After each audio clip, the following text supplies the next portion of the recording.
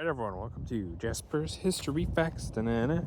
But today is March the 18th, and on this day in 1766, the British Parliament would repeal the Stamp Act of 1765 after many violent protests from American colonists, including a group named the Sons of Liberty. So the Stamp Act is this act that says whenever you purchase basically paper, they'll put a stamp on it, and you have to pay a bit extra, and it's wildly unpopular. It's one of those things where it's just like, oh yeah, hey, I want to go buy a deck of cards. Oh, you gotta pay extra for that. Hey, I need this. Oh, you gotta pay extra for that. This, that, and it was just pretty ridiculous how many things. Now, the British government asking for taxes, not that crazy. I will say one thing. In America, obviously we get very much taught, like, oh, they shouldn't have asked for them. It's not so much the asking for taxes that the people were upset about. Obviously, yeah, people don't want to pay taxes. Let's just be real here.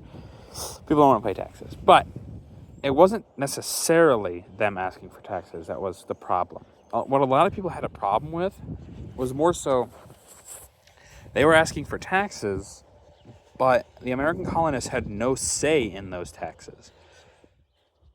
Now, for instance, let's say there was members of the colonists in the British Parliament. The people might have been a little bit more okay with some of these taxes. Maybe not the happiest still, but more willing to bite that, chew on that, and things like that.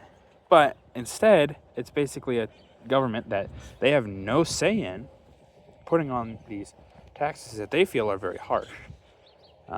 Repealing the Stamp Act was probably a good idea. However, the British are not going to give up with these taxes, and it will spiral, obviously, into the American Revolution. And there's many points where this could have been stopped by both sides, obviously. But realistically, if the British would have just listened to some of the things that the colonists wanted, probably would have gone a lot differently.